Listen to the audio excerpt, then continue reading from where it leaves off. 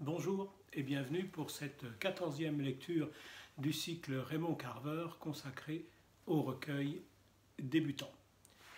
Aujourd'hui, la nouvelle s'intitule Distance.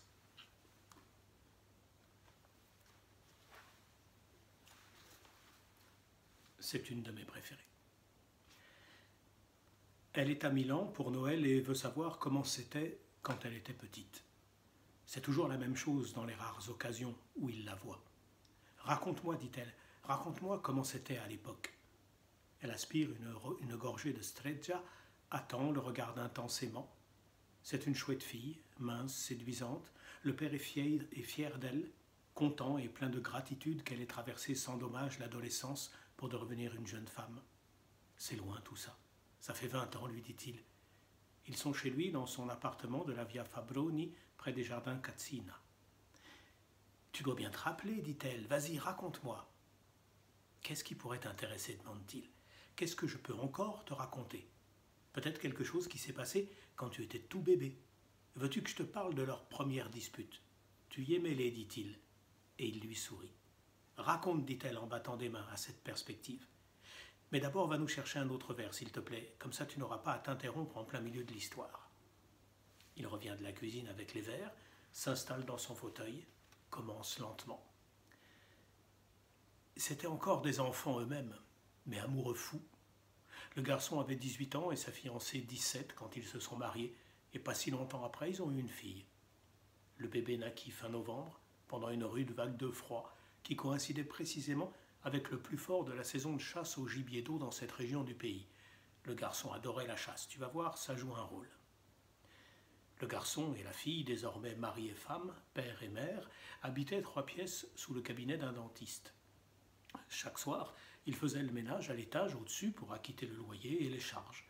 L'été, ils devaient entretenir le gazon et les fleurs, et l'hiver, le garçon pelletait la neige et répandait du gros sel sur le trottoir. Tu me suis? Oui, dit-elle.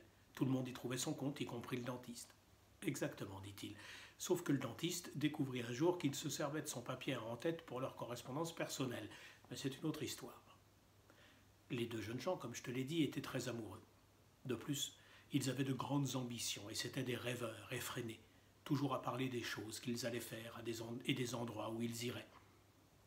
Il se lève de son fauteuil pour aller un moment regarder par la fenêtre la vue sur les toits d'ardoise et la neige qui tombe régulièrement dans la faible lumière de cette fin d'après-midi. « Raconte ton histoire, lui rappelle-t-elle gentiment. Le garçon et la fille couchaient dans la chambre et le bébé avait son berceau dans la salle de séjour. Le bébé avait un peu plus de 3 semaines à l'époque et commençait tout juste à faire des nuits complètes. Ce samedi soir-là, ayant accompli sa tâche à l'étage, le garçon alla dans le bureau du dentiste attenant au cabinet, posa les pieds sur la table et appela Karl Sutherland, vieux compagnon de chasse et de pêche et ami de son père. « Karl, dit-il, quand ce dernier décrocha, « je suis papa, on a eu une petite fille. »« Félicitations, mon garçon, dit Karl. Comment va ta femme ?»« Très bien, Karl. Le bébé va très bien aussi, dit le garçon. Nous l'avons appelée Catherine. Tout le monde va très bien. »« À la bonne heure, dit Karl. Je suis heureux de l'apprendre. Alors mes hommages à ta femme. Si tu m'appelles au sujet de la chasse, je vais te dire une bonne chose. Il y a une quantité d'oies incroyable. Je crois que je n'en ai jamais vu autant. Et pourtant, ça fait des années que je vais là-bas.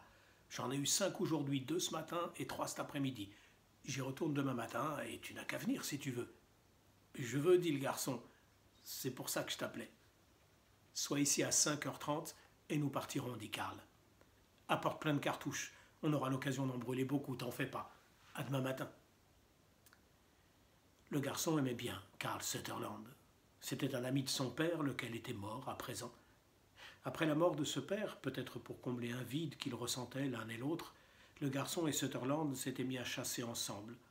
Sutherland était un bonhomme carré, corpulent, qui perdait ses cheveux, vivait seul et n'était guère porté sur les bavardages. De temps à autre, quand ils étaient ensemble, le garçon éprouvait un certain malaise, se demandant s'il avait dit ou fait quelque chose, parce qu'il n'était pas habitué à la compagnie de gens aussi taciturnes et avec une telle constance. Pourtant, quand il acceptait de parler, Karl se révélait acharné à défendre ses opinions, et le garçon était fréquemment en désaccord avec elle. Mais sa personnalité avait quelque chose de rugueux, et il possédait une connaissance de la nature que le garçon aimait et admirait. Le garçon raccrocha le téléphone et descendit faire part à la fille de ses projets de chasse pour le lendemain. Il s'en réjouissait et disposa de toutes ses affaires quelques minutes plus tard. Veste de chasse et cartouchière, bottes, chaussettes de laine, casquette de grosse toile brune avec oreillettes fourrées, fusil à pompe calibre 12, caleçon long de laine. « Tu penses rentrer à quelle heure » demanda la fille. « Autour de midi, probablement, dit-il. Mais peut-être pas avant 5 ou 6 heures du soir. Ça serait trop tard ?»« C'est parfait, dit-elle. Catherine et moi, on sera très contentes, tous les deux. Va donc t'amuser, tu l'as bien mérité. Peut-être que demain soir, on fera Catherine belle pour aller voir Claire. »« Oui, bonne idée, dit-il. Prévoyons ça. » Claire était la sœur de la fille, de 10 ans son aînée. C'était une très belle femme. Je ne sais pas si tu as vu des photos d'elle. Elle est morte d'une hémorragie dans un hôtel à Seattle quand tu avais à peine 4 ans. Le garçon était un peu amoureux d'elle, tout comme il était un peu amoureux de Betsy, la Benjamine, qui n'avait que 15 ans à l'époque. Un jour, il avait blagué, disant à la fille « Si nous n'étions pas mariés, je ferais peut-être la cour à Claire. » Et Betsy, avait dit la fille.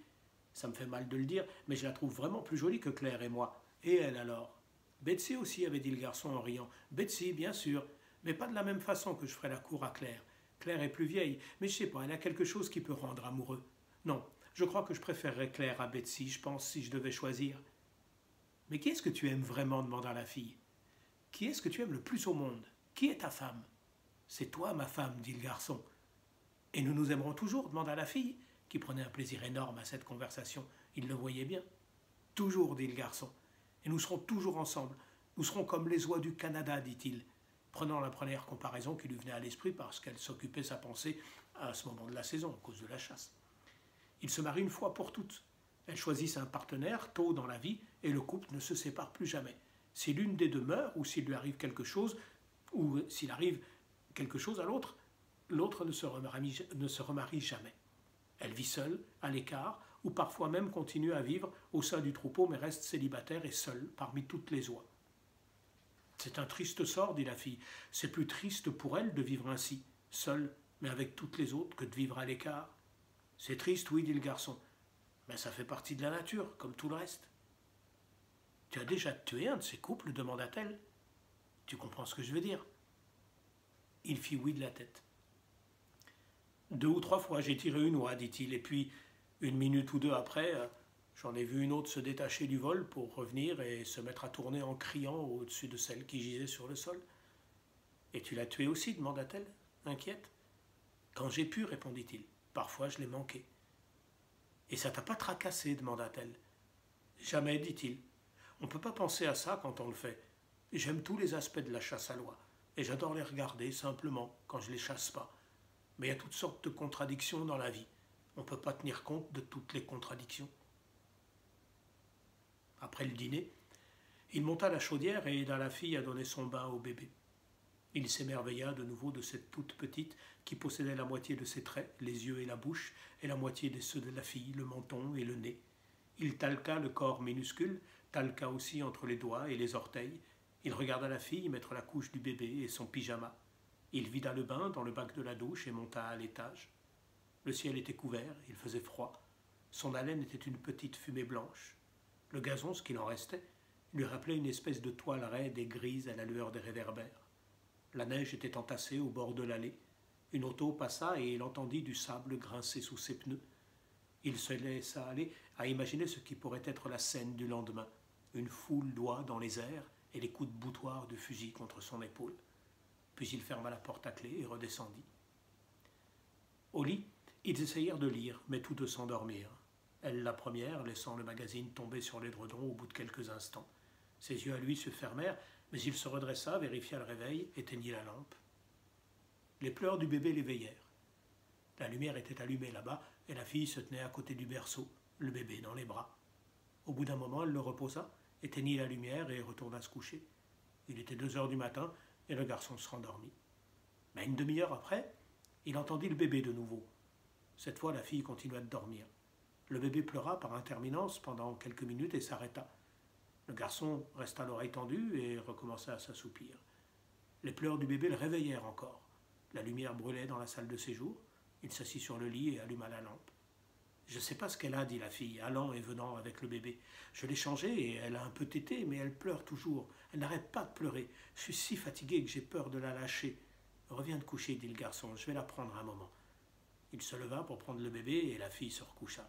« Tu n'as qu'à la bercer quelque temps, dit la fille depuis la chambre. Peut-être qu'elle va se rendormir. » Le garçon s'assit sur le divan et tenant la petite dans son giron, la remua doucement jusqu'à ce que ses yeux se ferment. Les siens n'étaient pas loin de se fermer non plus. Il se leva précautionneusement et remit le bébé dans le berceau. Il était 4 heures moins le quart. Il lui restait 45 minutes. Il se glissa dans le lit et sombra aussitôt. Mais quelques minutes plus tard, le bébé se remit à pleurer de nouveau. Et cette fois, ils se levèrent tous les deux et le garçon poussa un juron. « Grand Dieu, qu'est-ce qui te prend ?» lui dit la fille. « Elle est peut-être malade, je ne sais pas. Peut-être qu'on n'aurait pas dû lui donner un bain. » Le garçon prit le bébé dans ses bras. La petite lançait des coups de pied dans le vide et sourit. « Regarde, dit-il, je crois qu'elle n'a rien. »« Qu'est-ce que tu en sais ?» dit la fille. « Allez, donne-la-moi.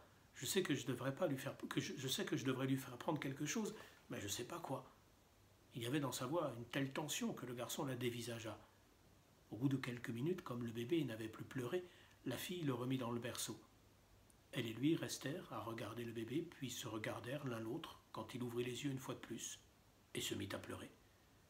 La fille prit le bébé. « Bébé, bébé, dit-elle, les larmes aux yeux. C'est probablement quelque chose qu'il digère mal, dit le garçon. La fille ne répondit pas.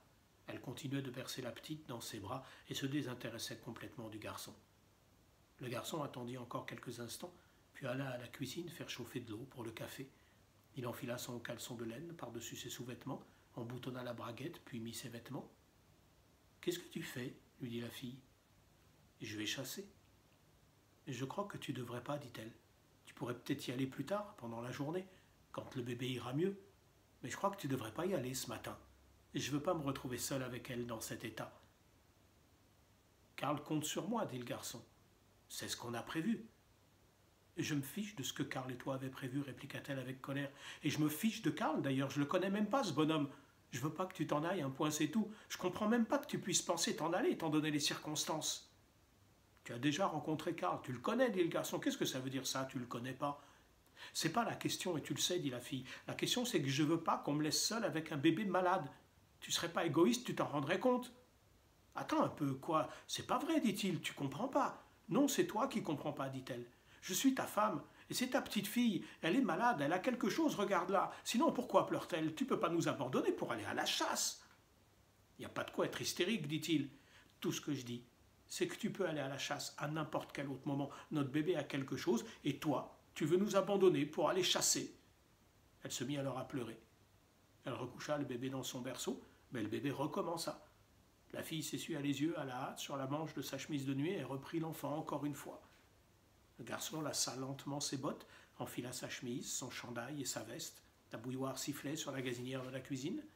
« Il va falloir que tu choisisses, dit la fille. C'est Karl ou nous, je te préviens, il faut que tu choisisses. »« Tu parles pas sérieusement, dit lentement le garçon. »« T'as entendu ce que je t'ai dit, répondit la fille. Si tu veux avoir une famille, il faut que tu choisisses. Si tu passes cette porte, inutile de revenir. Je suis tout à fait sérieuse. » Ils se dévisagèrent. Puis le garçon prit son matériel de chasse et monta à l'étage. Il eut quelques difficultés à faire démarrer la voiture avant de tourner autour pour gratter avec beaucoup d'application le givre des vitres. La température était tombée pendant la nuit, mais le ciel s'était dégagé de sorte que les étoiles avaient paru et brillaient maintenant au-dessus de sa tête. À un moment durant le trajet, le garçon leva les yeux sur elle et s'émut de songer qu'elle brillait à une si grande distance. La lumière était allumée sur la véranda de Karl. Le moteur de son break, garé dans l'allée, tournait au ralenti. Karl sourit. Au même instant, le garçon se rangea le long du trottoir. Sa décision était prise. « Tu ferais peut-être mieux de ne pas te garer dans la rue, lui dit Karl, en le voyant entrer à pied. Je suis prêt, je n'ai plus qu'à éteindre les lumières. Je suis bien embêté, franchement, poursuivit-il. Je me suis dit que tu t'étais peut-être pas réveillé, alors je viens d'appeler chez toi. Ta femme m'a dit que tu étais parti. Je suis vraiment embêté d'avoir appelé. »« C'est rien, dit le garçon, s'efforçant de choisir ses mots. Il fit passer son poids sur une jambe et remonta son col. Il mit les mains dans les poches de sa veste. Elle était déjà levée, Karl. Nous nous étions levés tous les deux depuis un moment. Je crois que le bébé a quelque chose, je sais pas. Elle n'arrête pas de pleurer, je veux dire. Bref, je ne crois pas pouvoir venir cette fois. Frissonnant dans le froid, il détourna les yeux. Il fallait prendre le téléphone et m'appeler, mon garçon, dit Karl, ça n'a aucune importance. File, c'était pas la peine de venir jusqu'ici pour me le dire. Enfin quoi, cette histoire de chasse? On y va, on n'y va pas. C'est pas une affaire. Tu veux une tasse de café? Non, merci, je ferais mieux de rentrer, dit le garçon. Bon, bah moi, puisque je suis levé et tout prêt, je pense que je vais y aller, dit encore Karl. Il regarda le garçon et alluma une cigarette. Le garçon s'attardait sur la véranda sans rien dire. Le ciel s'est tellement dégagé, dit Karl, que je m'attends pas à voir beaucoup de gibier ce matin de toute manière. Mais qu'est-ce qui peut cailler? Le garçon approuva de la tête. Au revoir, Karl, dit-il. À bientôt, dit Karl. Si quelqu'un essaie de te dire le contraire, envoie-le balader, lança Karl dans son dos. Tu as beaucoup de chance, mon garçon. Je te le dis comme je le pense. Le garçon démarra sa voiture et attendit. Il regarda Karl faire le tour de la maison pour éteindre toutes les lumières, puis il embraya et partit. La lumière était allumée dans le séjour, mais la fille dormait sur le lit et le bébé dormait à côté d'elle.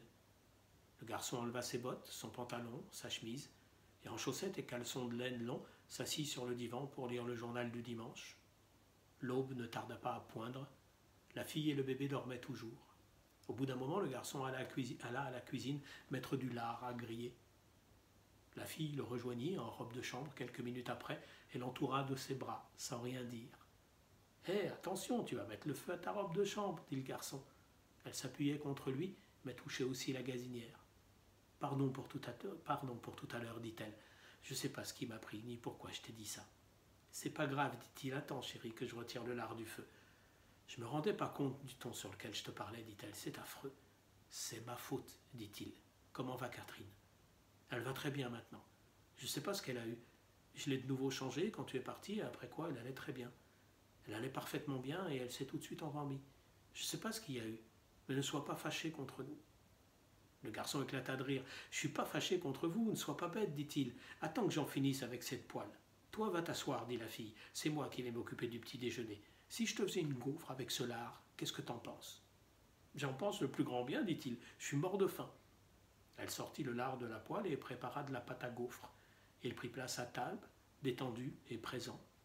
Il la regarda s'activer dans la cuisine. Elle quitta la pièce pour aller fermer la porte de leur chambre et s'arrêta dans le séjour le temps de mettre un disque qu'ils aimaient tous les deux. Ça serait bête de la réveiller encore une fois, dit-elle. Elle posa devant lui une assiette avec du lard, un œuf au plat et une gaufre. Elle en posa une autre sur la table pour elle-même. C'est prêt, dit-elle. Ça a l'air délicieux, dit-il. Il étala du beurre et versa du sirop sur la gaufre, mais quand il voulut la couper, il se retourna l'assiette sur les genoux. C'est pas vrai, dit-il en se levant d'un bond. La fille le regarda, vit l'expression de son visage et se mit à rire. Si tu te voyais dans la glace, dit-elle, riant toujours. Il baissa les yeux sur le sirop qui couvrait tout le devant de son caleçon de laine et sur les morceaux de gaufre, de lard et d'œufs collés au sirop. Il se mit à rire. J'étais mort de faim, dit-il, secouant la tête. Mort de faim, dit-elle, riant de plus belle. Il ôta précautionneusement le caleçon long et le lança sur le seuil de la salle de bain.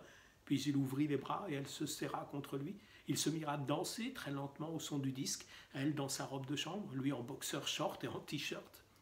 Nous ne nous disputerons plus, n'est-ce pas, dit-elle. Ça n'en vaut pas la peine. Hein. Tu as raison, dit-il. Regarde l'état dans lequel ça met. Nous ne nous disputerons plus, dit-elle. Quand le disque fut fini, il l'embrassa longuement sur les lèvres. Cela se passait vers 8 heures du matin, par un froid dimanche de décembre. Il se lève de son fauteuil pour remplir leur verre. Voilà, dit-il, fin de l'histoire. Je reconnais qu'elle ne vaut pas grand-chose. Elle m'a intéressé, dit-elle. Elle était même très intéressante, si tu veux savoir. Mais qu'est-ce qui s'est passé, demanda-t-elle. Par la suite, je veux dire. Il hausse les épaules et emporte son verre jusqu'à la fenêtre. Il fait noir à présent, mais il neige toujours. Ça change, dit-il. Les enfants grandissent. Je ne sais pas ce qui s'est passé. Mais tout change, c'est un fait, et sans qu'on s'en rende compte, sans qu'on le veuille. Oui, c'est vrai, seulement... Mais elle ne termine pas. Elle laisse tomber le sujet. Dans le reflet de la fenêtre, il voit qu'elle examine ses ongles. Puis elle lève la tête, demande d'un ton léger s'il va enfin se décider à lui faire un peu visiter la ville. « Absolument, dit-il, mets tes bottes et en route !» Mais il s'attarde devant la fenêtre, dans le souvenir de la vie enfuie. Après cette matinée, il y aurait toutes les difficultés à venir, d'autres femmes pour lui et un autre homme pour elle. Mais ce matin-là, ce matin entre tous les matins, ils avaient dansé. Ils avaient dansé Et puis ils s'étaient serrés dans les bras l'un de l'autre, accrochés l'un à l'autre, comme s'il y aurait toujours ce matin-là. Et par la suite, ils avaient ri de la gaufre, appuyés l'un contre l'autre, ri jusqu'aux larmes, tandis qu'au dehors, tout était figé par le gel, pour un certain temps, en tout cas. À demain.